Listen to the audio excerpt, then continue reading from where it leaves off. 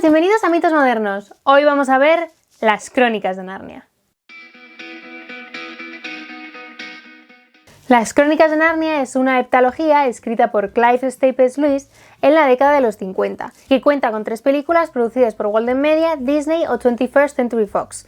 Es la primera gran saga fantástica que traemos al canal y una de las primeras que moldearon lo que hoy conocemos como fantasía moderna. C.S. Lewis nació en 1898 en Belfast y fue medievalista y escritor y estudió en Oxford, donde formó parte de un importante grupo llamado Los Singlings, que eran escritores que se reunían para hablar de literatura y filosofía. Allí es donde conoció a uno de sus mejores amigos para toda su vida, Tolkien. Ambos se ayudaron con sus respectivas obras y de hecho a Lewis le debemos que Tolkien terminara su historia sobre la Tierra Media. Tolkien influyó a su vez también en Lewis, haciendo que se convirtiera al cristianismo, pues Lewis había sido agnóstico declarado hasta 1931, aunque a Tolkien le hubiera gustado que fuera católico y Lewis optó por la rama anglicana. ¿Por qué es relevante esto último? Probablemente es lo más relevante que os he dicho, y es que el mensaje de Narnia es muy cristiano, aunque también cuenta con muchas influencias de la mitología griega, de la nórdica, de la celta y de muchos cuentos y clásicos de la literatura, tanto británicos como irlandeses. Cada uno de los libros de la saga es prácticamente autoconclusivo y salvo algunas excepciones se pueden leer en cualquier orden. Sin embargo, nosotros vamos a repasar muy brevemente los 7 libros en orden cronológico, que no es el mismo orden de publicación, pero que es el orden oficial que tienen la mayoría de las ediciones hoy en día. Eso sí, nos detendremos un poco más extensamente en la historia más famosa, El león, la bruja y el armario. Y ahora mismo os estaréis preguntando muchos, ¿por qué daros la chapa con la heptalogía entera si podría centrarme solo en la película más famosa? Y quizá también en El príncipe Caspian, pero solo porque muchos teníamos un gran crush de pequeños con Ben Barnes. Ay. Eso pensaba yo también antes de adentrarme profundamente en esta historia, pero luego me di cuenta que eso sería privaros de una de las mayores contribuciones de Lewis a la literatura moderna. La fórmula del título, las crónicas de, memorias de, historias de, más el nombre de algún mundo fantástico, es una fórmula que se ha repetido hasta la saciedad después de Lewis. Pero no todo el mundo ha conseguido hacerlo tan bien como lo hizo él. Y es que Lewis no pretende contarnos la historia de unos protagonistas. El protagonista real de las Crónicas de Narnia es Aslan y la propia Narnia. Nos intenta contar todos los grandes hechos que han sucedido en Narnia desde su creación hasta su destrucción. Realmente son las Crónicas de Narnia, no las crónicas de personaje X. Por eso, pararse en un solo episodio, aunque puede ser interesante, no lo es tanto como verlo en su contexto. Y ya que hablamos de contexto, empecemos por el principio. El sobrino del mago. Publicado en 1955, es el primero cronológicamente, pero el sexto en publicación. Un poco como si antes del gran final, Lewis estuviera haciendo una precuela. El sobrino del mago es el génesis de Narnia, literalmente. Diggory Kirk y Polly Pullman, a finales del siglo XIX, son engañados por el tío del joven para que usen unos anillos que les lleva a un mundo fantástico en el que ven unos charcos en el suelo y cada uno de esos charcos son a su vez puertas a otro mundo. Este seguro que os suena muchísimo porque es un recurso que se ha vuelto a usar en incontables ocasiones. Primero viajan al mundo moribundo de Charm, donde despiertan a la bruja blanca. Sí, esa bruja blanca, Jadis, que será la mala del león, la bruja y el armario. Y tras una persecución en Londres y volver al bosque de los charcos, llegan hasta Narnia, o hasta lo que será Narnia, porque en ese momento ven a Aslan creando Narnia. Sí, así, sin metáfora, en tu cara, por si dudabas de que Aslan era Dios. Aslan le da el poder de hablar y pensar a los animales, y Jadis le ataca con una barra de metal que se ha traído de una farola de Londres, que Aslan convierte en el famoso farol de El león, la bruja y el armario. Ya concluyendo el libro, Aslan manda a los niños a buscar una manzana mágica para que Jadis no pueda atacar Narnia. Y Jadis entonces empieza a comerle la oreja a Diggory para que no le lleve la manzana a Aslan y se la lleve a su madre, que estaba enferma y la manzana tenía poderes de inmortalidad y bueno, no importa. Esta es sin duda una imagen muy cristiana. Jadis sería la serpiente, el demonio, el mal, que está tentando con la manzana a Diggory. Diggory no cae en la tentación y Aslan le premiará con la manzana, no solo para curar a su madre, sino para que la plante en su jardín. De ahí crecerá un manzano que más adelante Diggory utilizará para crear un armario. El mensaje principal de este libro, claramente los elementos del bien y del mal, la presentación de estos y cómo será importante a lo largo de todo el resto de la saga. Así que pasamos al segundo libro, El león, la bruja y el armario. Publicado en 1950, es el primero en ser publicado. De hecho, es una historia tan completa porque en origen iba a ser un libro único. El libro nos sitúa en una Inglaterra en plena Segunda Guerra Mundial. Y no sé si lo sabéis, pero los británicos durante la guerra mandaban a los niños al campo para ponerlos a salvo de los bombardeos. De hecho, el propio Lewis acogió durante un tiempo a unos niños en su casa. Así es como los hermanos Pevensey, Peter, Susan, Edmund y Lucy acaban en casa de Diggory Kirke. Esta historia nos la sabemos bien. Lucy, la pequeña, encuentra el armario y cruza a Narnia, pero una Narnia que lleva 100 años congelada y tiranizada por Jadis, la bruja blanca. Este estado de las cosas, el frío, el miedo, simboliza para Lewis la guerra, el hambre, la infelicidad que había vivido hasta hace muy poco en su propio país. Allí Lucy conocerá al señor Topnos, un sátiro, y nos presentará otra referencia clara al cristianismo, y es que a los humanos se los conoce como hijos de Adán o hijas de Eva respectivamente, y hay una profecía que dice que 2 hijos de Adán y 2 hijas de Eva acabarán con el reinado de Jadis. Vamos a ver entonces los conceptos que poco a poco aparecen y que son el mensaje principal del libro. El primero es la fe. Aunque no es el libro de la saga que más importancia le dé a este término, sí es la primera vez que lo vemos, y es que nos igualan la fantasía con la religión. Creer en la fantasía es lo mismo que ser un cristiano en este caso. En segundo lugar aparece la traición. Edmund, el hermano inmediatamente mayor a Lucy, traiciona al resto de sus hermanos aliándose o siendo manipulado por la bruja blanca. Mientras esto está sucediendo y Edmund se ve teniendo que lidiar con lo que realmente es Jadis, un demonio, para sus hermanos lo que aparece es la esperanza. Aparece Papá Noel. Es decir, vuelve la Navidad. A pesar de llevar 100 años en invierno, no había Navidad. Y el propio Papá Noel se lo dice. Ellos han traído esa esperanza que simboliza la Navidad. Entonces a los 3 hermanos restantes les da unos regalos. A Lucy le da un jugo que cura todo mal y una pequeña daga. A Susan le da un arco y unas flechas y un cuerno mágico con el que puede pedir ayuda. Y a Peter le da una espada y un escudo. Tras este encuentro todo empieza a descongelarse y los 3 niños por fin llegan al campamento con Aslan. Y entonces, muy poco después, aparece probablemente el mensaje más importante del libro, el perdón.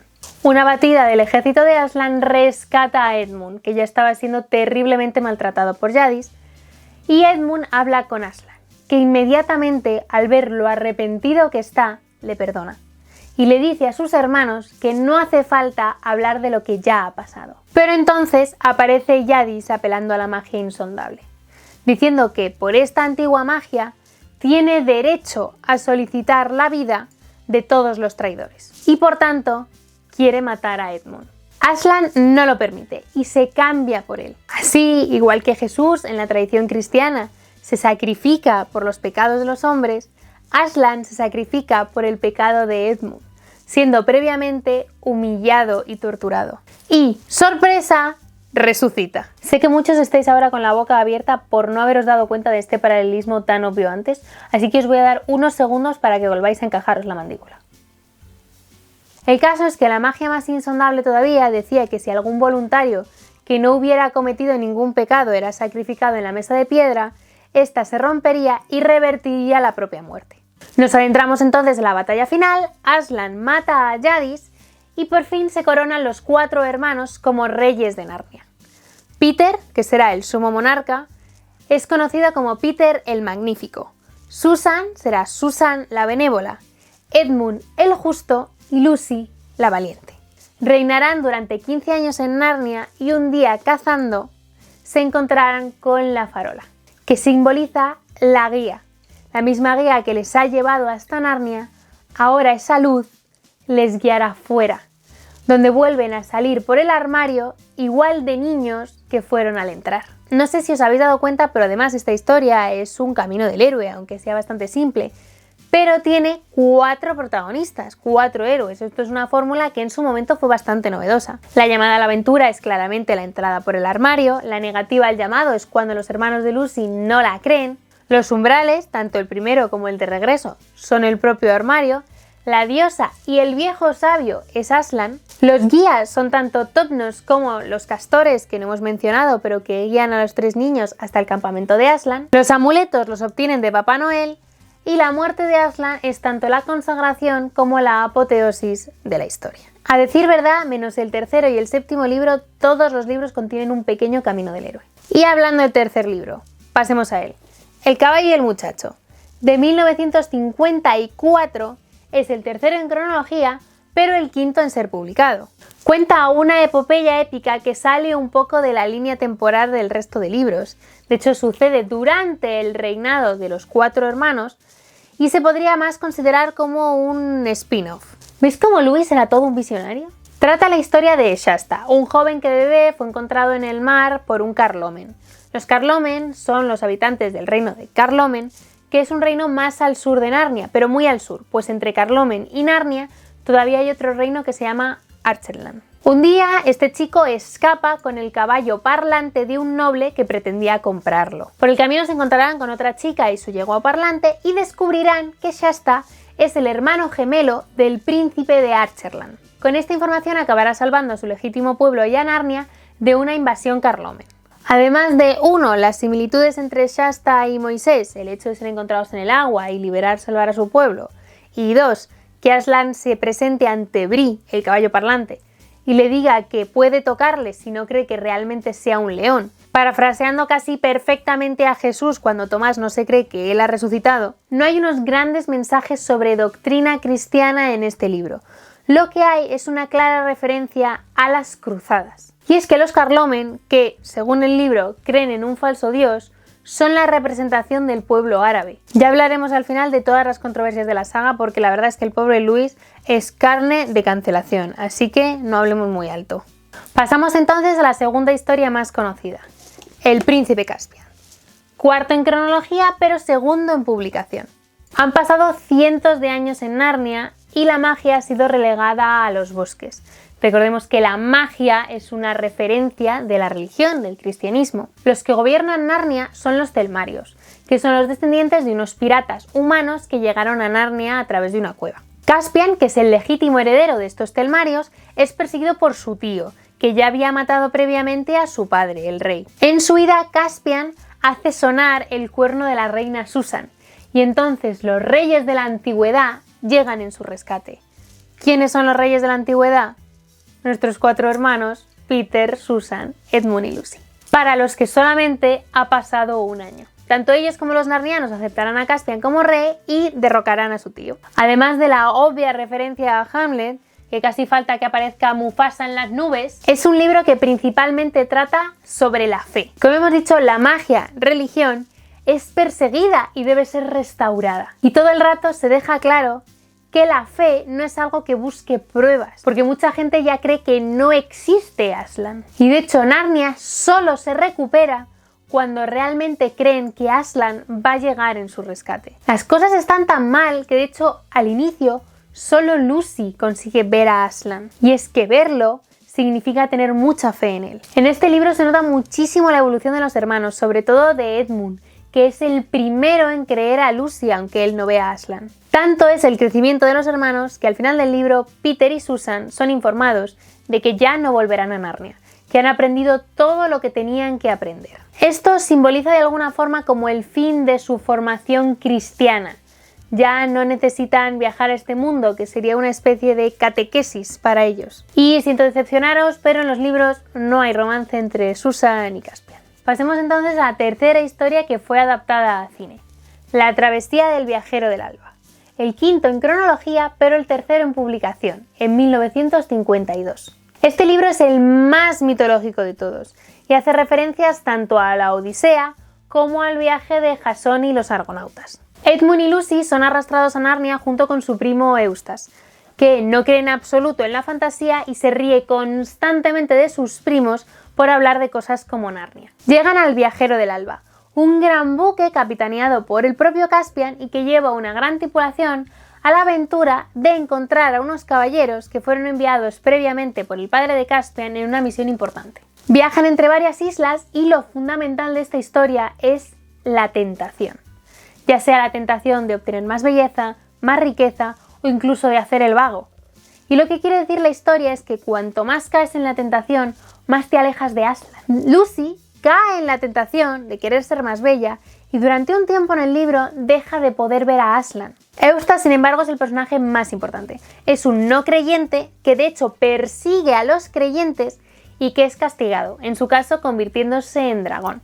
El propio Aslan le salvará y a partir de entonces se convertirá en uno de los mayores creyentes. Es un poco una historia paralela a la de San Pablo. Ya sabéis, ese romano que perseguía a los cristianos, que se cae del caballo y a partir de entonces empezará a ser una de las figuras más importantes del cristianismo. Al final del libro llegan a las puertas del país de Aslan, que se presenta un poco como si fuera el reino de los cielos, el más allá. Aslan les recibe en forma de cordero, que entiendo que es una referencia muy cristiana a Jesús, pero que a mí, dado que estamos hablando de una historia muy parecida a la de Jasón y los argonautas, me parece más el vellocino de oro. Ya sabéis, esa piel de oro dorada que estaba buscando Jasón para reclamar su trono. Vamos a fingir que todos conocéis el mito mientras lo buscáis en Google. Aslan, por si alguien se había perdido, le dice a los niños que en su mundo es conocido por otro nombre.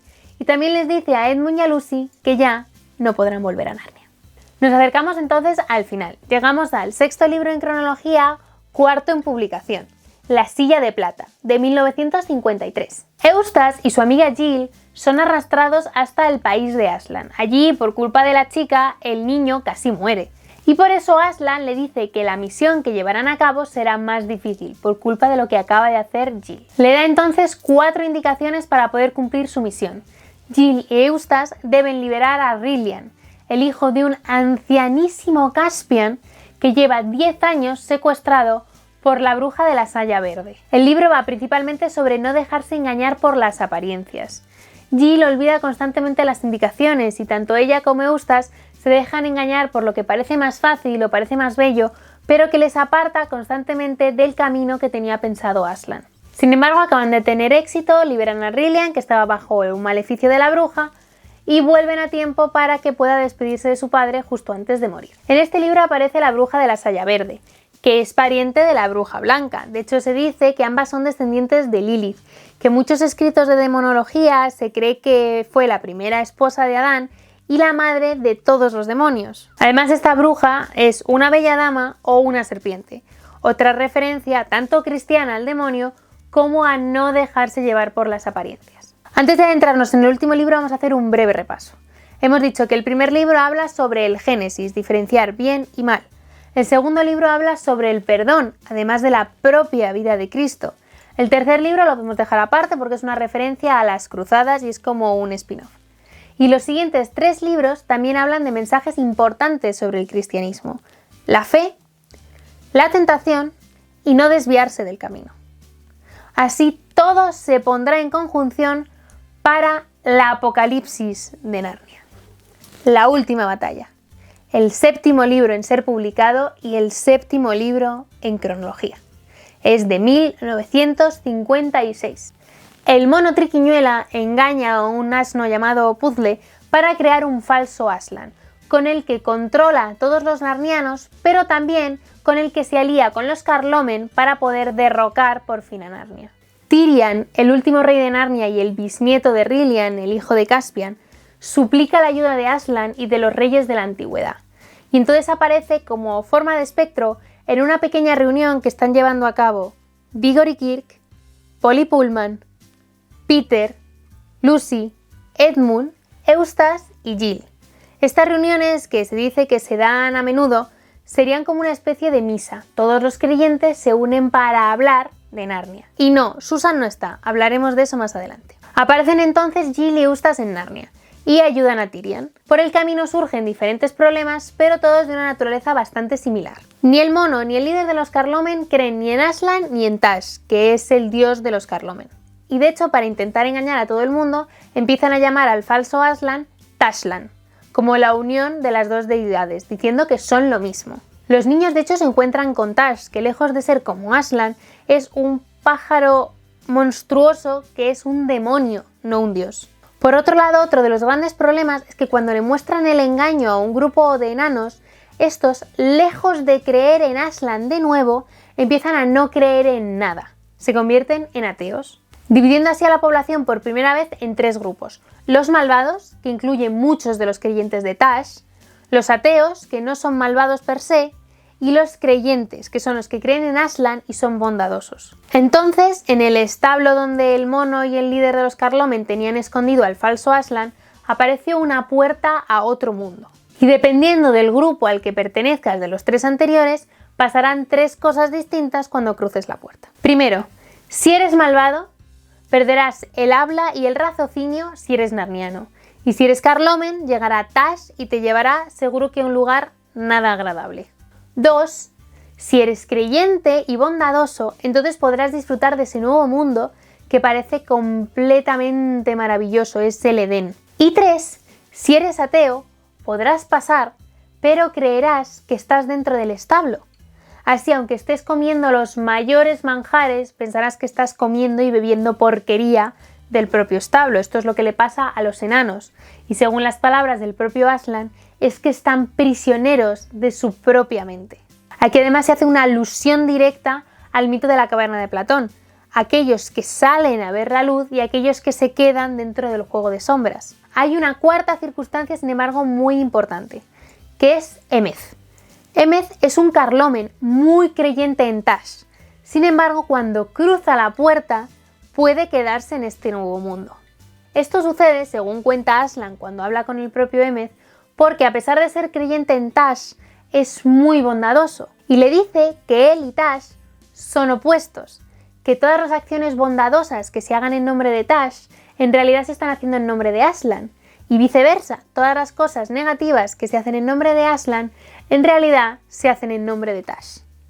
Se desvela que este maravilloso mundo es la Nueva Narnia, una referencia al reino de los cielos, allá donde solo irán los justos, y donde también van a habitar todos los ya fallecidos. De hecho, aparecen todos los personajes bondadosos que hemos encontrado a lo largo de toda la saga, incluidos Diggory, Polly, Peter, Edmund y Lucy, que junto con Eustace y Jill murieron al principio del libro en un accidente de tren. Y no, Susan de nuevo no está, pues se dice que hace tiempo que ya no es amiga de Narnia, que no cree en Narnia y que cree que los demás solo se juntan para hablar de cuestiones infantiles y solo está preocupada por las cosas superficiales como la apariencia o los chicos. Lo siento, sé que es muy cruel, pero la historia es así. Y al final, cuando toda la población de Narnia ya ha cruzado el umbral de la puerta, ven desde la Nueva Narnia la destrucción de la vieja Narnia. Ya hemos hecho un breve repaso de los grandes mensajes que lleva esta saga, pero no podemos dejar escapar todas las controversias, y es que son muchas. Primero, los Carlomen y Tash son los árabes y Alá. Y no es una interpretación rebuscada, está muy claro. Desde las apariencias de los Carlomen, que se describen claramente como un antiguo pueblo árabe, hasta la relación que tienen con los narnianos, que serían los cristianos. El rechazo de esta saga al Islam no lo puedo negar. Y es que, por favor, dicen que su dios directamente es un demonio. Pero lo que sí querría rescatar es al propio personaje de Emeth. Incluyendo a este personaje, Lewis deja claro, por lo menos, que no es una cuestión absoluta, que hay personas bondadosas en todas partes. La segunda controversia se refiere al rechazo patente que demuestra Lewis por los padres de Eustace, a los que describe como padres progresistas y que básicamente lo único que les critica es que están muy apegados a la ciencia y nada a la religión. Este mismo problema lo tiene con la escuela experimental a la que van Eustace y Jill, que describe como si fuera el infierno en la tierra lleno de matones por el único motivo de que es mixta y laica. Y en tercer lugar, probablemente la controversia que más ha dado a qué hablar es la de Susan y en general el trato a las chicas. Contrario de lo que se muestra en las películas, en los libros las chicas no pelean. Es cierto que de vez en cuando Susan utiliza su arco y Jill utiliza una daga, pero generalmente se quedan aparte en las luchas. Pero en este bloque incluimos sobre todo el final de Susan, y es que muchos autores que se han declarado fans de la saga, como Neil Gaiman, Philip Pullman o J.K. Rowling, han criticado mucho este final. Dicen que está tratado con machismo, que se critica la sexualidad femenina. Y no puedo negar que algo de eso tiene. Lo siento, Luis, no te puedo echar una mano en esta. Pero lo que quiero destacar es lo que más se critica de Susan es su falta de fe, que es algo que ha sido constantemente perseguido a lo largo de toda la saga. Y además quiero destacar que Susan, por lo que se dice en el libro, sigue viva. Quiere decir que todavía tiene la oportunidad de volver a creer y por tanto entrar en la nueva Narnia. Por eso de que una vez rey de Narnia, siempre rey de Narnia. Estas controversias que, como digo, me parecen innegables, son fruto de que Lewis es un hombre de su tiempo y no creo que haya nada que reprocharle a él personalmente, pero sí pueden suponer un problema para la permanencia de su obra entre los mitos modernos, pues queda algo desactualizada con los valores que tenemos hoy en día. La mejor forma de revivir esta saga, por lo menos en parte, han sido las películas, y es que son muy buenas adaptaciones que introducen una actualización que no estropean un mensaje que es positivo. El perdón, el no dejarse engañar por las apariencias, el tener cuidado en no caer en determinadas ambiciones que pueden apartarnos de las cosas que realmente apreciamos en la vida, el no dejarse manipular por aquellos que utilizarán tus miedos para sacar cosas de ti, son todo mensajes positivos que hasta yo, que soy atea, puedo percibir con facilidad. Por eso deseo de todo corazón que reanuden alguna vez el proyecto de las películas. Y es que Narnia es una historia que merece todos nuestros respetos y que no he traído aquí como el ejemplo más lozano de mito moderno, sino como el anciano venerable al que muchos de los jóvenes deben gran parte de sus elementos, incluidas historias tan grandes como El Señor de los Anillos o Harry Potter, dicho por los propios autores. De hecho, muchos alegan que los hermanos Pevensey son el origen de las casas de Hogwarts. Si quieres saber más sobre eso, corre a mi Instagram de mitos modernos. Por lo que Narnia acabe desapareciendo o no como mito moderno, por lo menos se merece este pequeño homenaje. Hasta aquí el análisis de las crónicas de Narnia. Déjame en comentarios si leíste los libros o eras de esos que solo vio las películas. Dale a like si te ha gustado el vídeo, suscríbete al canal y dale a la campanita si quieres que te lleguen todas las notificaciones. Recuerda compartir el vídeo y seguirme en el resto de mis redes sociales. Y por lo demás, ya sabéis, ya sea en películas, en libros, en series o en cómics, nunca, nunca, nunca dejéis de sumergiros en la fantasía.